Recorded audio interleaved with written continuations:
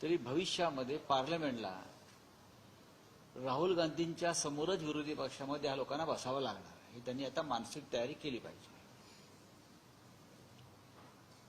राहुल गांधी यांचा जो कार्यक्रम आहे मी पाहत होतो पुण्यात, पुण्याच्या पोलिसांनी त्यांना 30 अटी टाकलेल्या आहेत। देशाच्या प्रमुख विरोधी पक्ष नेत्याला लोकसभेत असलेल्या 30 अटी टाकलेल्या आहेत। राहुल गांधी का परदेशातून आलेले आहेत का? राहुल गांधी या देशाचे नागरिक नाही आहेत का? पुण्यामध्ये अमित शहा येतात, अन्य काही नेते येतात, त्यांच्यासाठी अशा अटी टाकल्या जातात का? आयुक्तांकडून टाकल्या गेल्यात कधी बघा। पण आम्ही आलो की अटी टाकायच्या, खास करून राहुल गांधी। याचं कारण एकच आहे,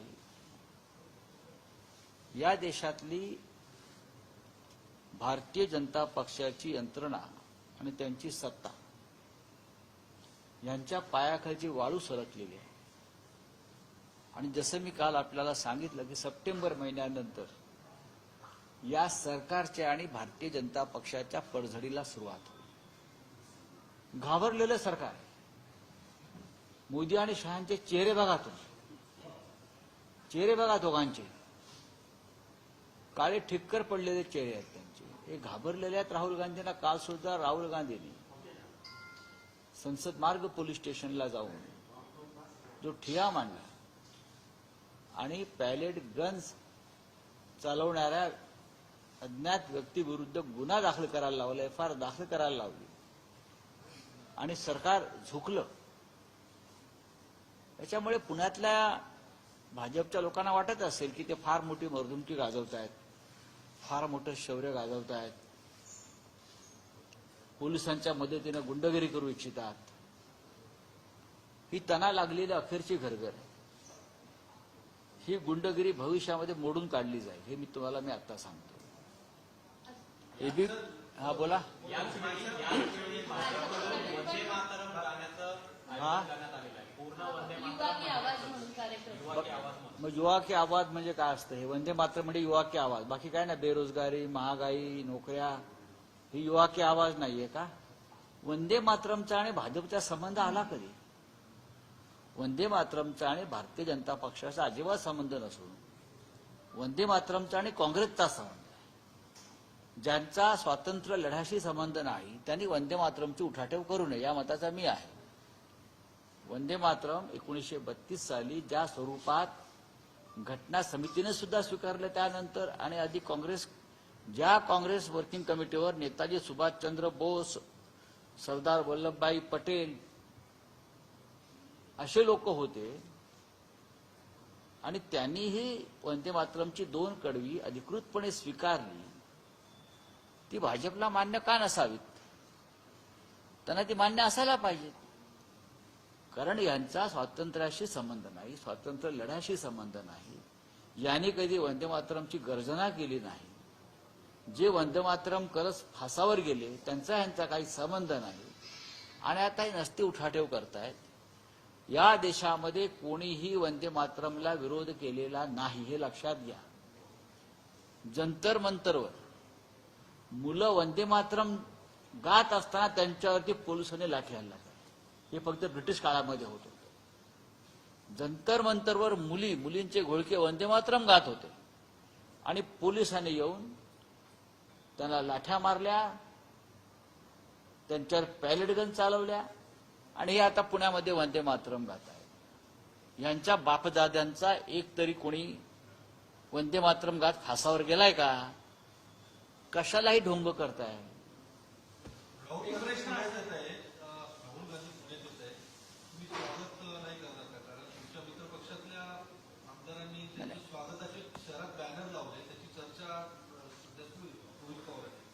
बघा, रोहित पवारांनी बॅनर जरी लावले असले तरी राहुल गांधी जेव्हापासून राजकारणात आले तेव्हापासून आम्ही त्यांचे समर्थक आहोत। मी पहिला माणूस आहे की राहुल गांधी हाच देशाचा नेता आहे सांगणार। तेव्हा लोक मलाही वेळात काढत होते आणि राहुलजींनाही पप्पू म्हणत होते, तेव्हा मी एकटा होतो। माझ्या पक्षामध्ये आणि बाहेर राजकारणात की हाच देशाचा नेता आहे आणि हा देशाचं नेतृत्व करेल. आता होल्डिंग बिल्डिंग लावतात लावू द्या, असू द्या. हो पण चांगली गोष्ट आहे ना, तर चुकीचं काय? कोण नाही, असं काही नाही.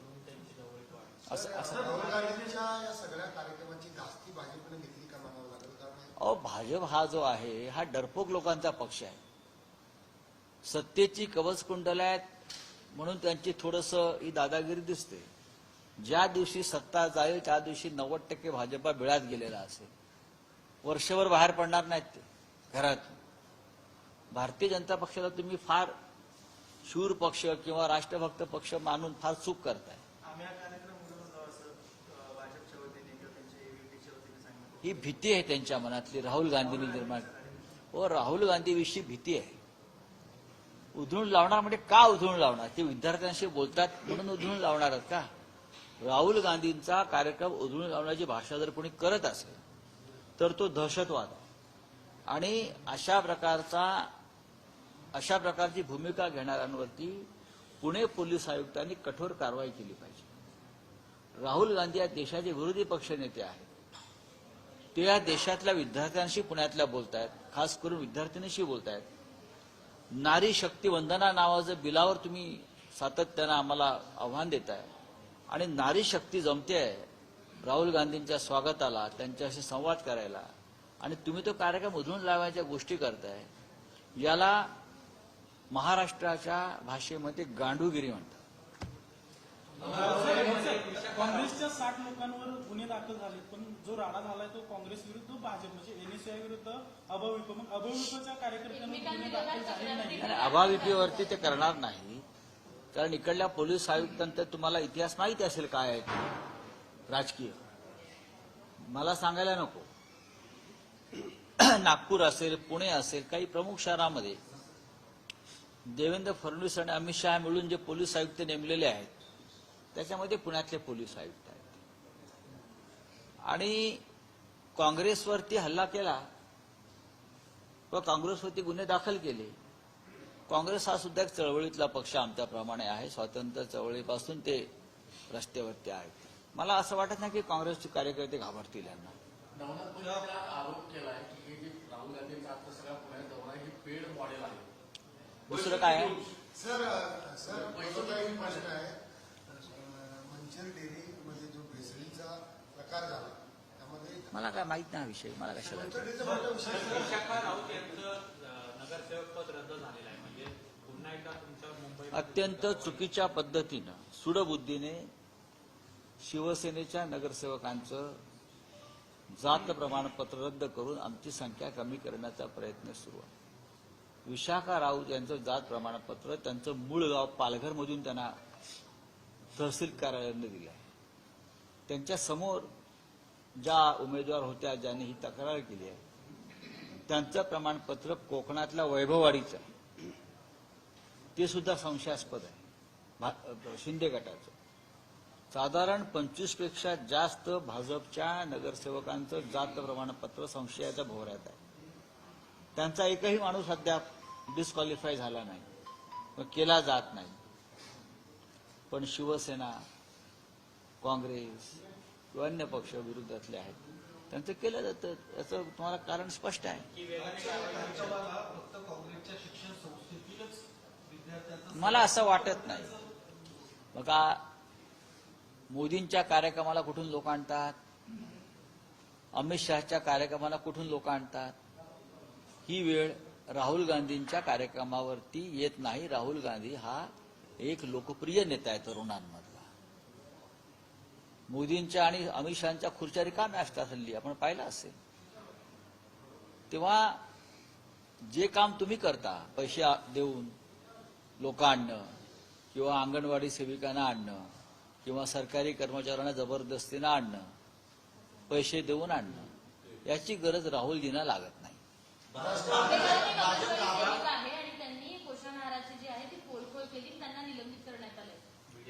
हा विषय माझ्या कानावर आला. मी त्यात लक्ष घालणार आहे.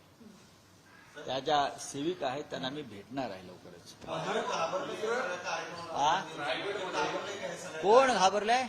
भाजप आहे. भाजप हा कायम घाबरलेलाच पक्ष आणि भेदरलेला पक्ष आहे. तुम्हाला माहित नसेल तर सांगतो. यांनी कधीही देशाच्या स्वातंत्र्यासाठी, देशाच्या रक्षणासाठी शौर्य गाजवल्याची इतिहासामध्ये उदाहरणं नाहीत. परवा जे ऑपरेशन सिंदूर केलं त्यातही ते घाबरले आणि ट्रम्पने डोळे वटरल्यावर पळून गेले. ऑपरेशन सिंदूर थांबवलं. त्यांच्याकडून तुम्ही काय अपेक्षा करता भारतीय जनता पक्षाकडून? आता हा त्यांचा सत्तेतला शेवटचा काळ आहे. 2029च्या आधी सुद्धा यांची पडझड होऊ शकते. अशा प्रकारचं वातावरण देशात आणि जगात आहे. शालेय पोषण आहार आहे तो निकृष्ट दर्जाचा असल्याचा अहवाल समोर आलेला आहे. शासन कारवाई काय करते? आता तुकाराम मुंडे एमडी आयुक्त आहे, पण ह्या त्या अहवालात कुठं काय पद्धतीवर संशय व्यक्त केला जात आहे सर मुंडेंच्या. एबीव्हीपीने त्यांच्या विरुद्ध आंदोलन केलं पाहिजे. जे इथे गुंडगिरी करतात पुण्यात, त्यांनी हे अशा प्रकारचे विषय घेऊन सुद्धा आंदोलन केलं पाहिजे. त्यांचं सरकार मुलांना विष खायला घालत आहे.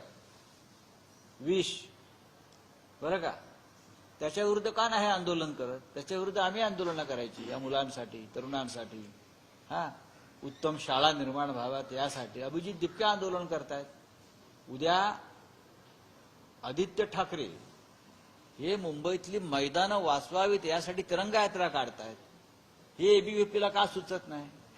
मुंबईतली मैदानं देवेंद्र फडणवीस आणि मुंबई महानगरपालिका अमराठी बिल्डरांच्या घशात घालताय.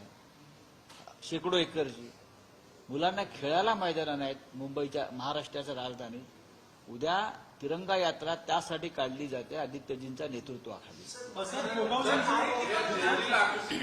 सगळेच राजकीय पक्ष सध्या एक आपलं आव्हान करतात, प्रोग्राम आखतात. मी मोहन भागवतांनी तो काय संवाद केला, नंतर राहुलजी एक असतं छात्रपती घेऊन. बघा, या देशातला तरुण हाफ पॅन्ट घालायला तयार नाही, एवढंच मी सांगू शकतो. महायुतीचा एक स्नेहभोजनाचा कार्यक्रम मुंबईत आयोजित करण्यात आला आहे. महायुतीच्या पक्षांमध्ये समन्वय साधण्यासाठी मुख्यमंत्र्यांकडून हा कार्यक्रम आयोजित करण्यात येणार आहे. गरज आहे त्यांना असं वाटतं? त्यांना गरज वाटत असेल. सर, पुणे महानगरपालिकेमध्ये कोथरूड मतदारसंघाचा ऑडिट केला, ऑडिट करण्याची मागणी केली राष्ट्रवादीच्या नगरसेवकांनी, म्हणून त्यांचा निधी शून्य करण्यात आलेला आहे. 2 नगरसेवक. चंद्रकांत पाटलांच्या कामाचं वाटतं. मी ते वाचलं. मला वाटतं अमोल बलकवडे, बालवडकर, त्यांचा 10-12 कोटीचा निधी आणि अजून कोणाचा टिंगरे या सुनेत्रा वहिनींचे नगरसेवकांचा निधी त्या लोकांनी रोखला. त्याच्यावर सुनेत्रा वहिनींनी बोललं पाहिजे ना. सरकारमध्ये कोण बसलाय?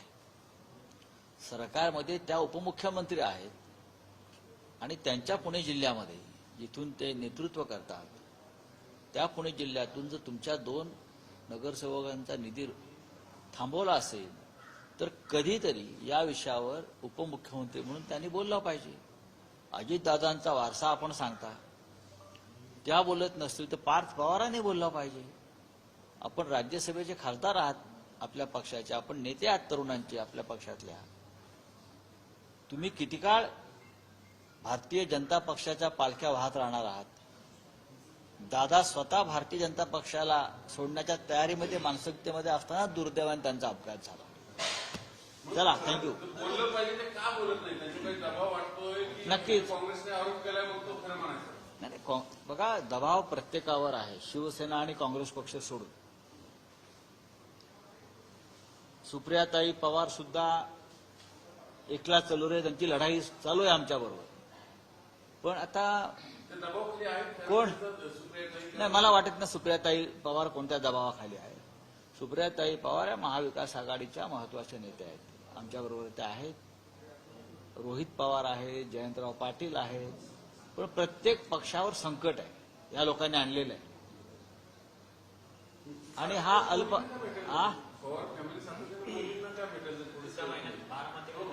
कोण पवार येत आहे? दिल्लीत पण तुम्ही बघितलं सगळं काय 2 नगरवर चालले भाजपला सोडणार होते. नाही, त्यांची ही मानसिकता होती का इथे काय खरं नाही. ही काय आपली विचारधारा नाही. आणि ज्या पद्धतीनं भारतीय जनता पक्ष आणि त्यांचे लोक महाराष्ट्राचं नुकसान करतायत, आपल्या राजकारणाचं नुकसान करतायत, त्या विचारामध्ये ते होते की आपल्याला परत मागे फिरलं पाहिजे. हे 100% सत्य आहे. हे त्यांच्या जवळच्या लोकांनाही माहिती आहे. दादा हा स्वाभिमानी माणूस होता. तुमच्या माहितीसाठी सांगतो. नाईलाज म्हणून त्यांना जावं लागलं. ज्या पद्धतीचे दबाव बीजेपीकडून निर्माण केले जातात नेत्यांवर, त्या एका नाईलाजापोटी दादा गेले. नाहीतर दादांनी शरद पवार साहेबांशी कधीच अशा प्रकारचा विश्वासघात केला नसता, हे माझं मत आहे. साहेब, गोगावलेंची पालकमंत्रीपदी वर्णी लागल्यानंतर त्यांनी एक वक्तव्य केले की आई वडिलांनी जन्म दिला म्हणून मी पालकमंत्री झालो आणि बाळासाहेबांनी उमेदवारी दिली म्हणून मी आज पालकमंत्री झालो. आई वडिलांचे आणि बाळासाहेबांचे आभार मानले गोगावलेंनी. मग त्याने का उपकार केले का? उपकार, ते जर उपकार असतील तर सांगा हो उपकारच केले मी त्यांचं नाव घेऊन. बाळासाहेब ठाकरे नसते तर आज जी तुमची पिलावळ दिसते आहे सत्य, ती दिसलीच नसती ना.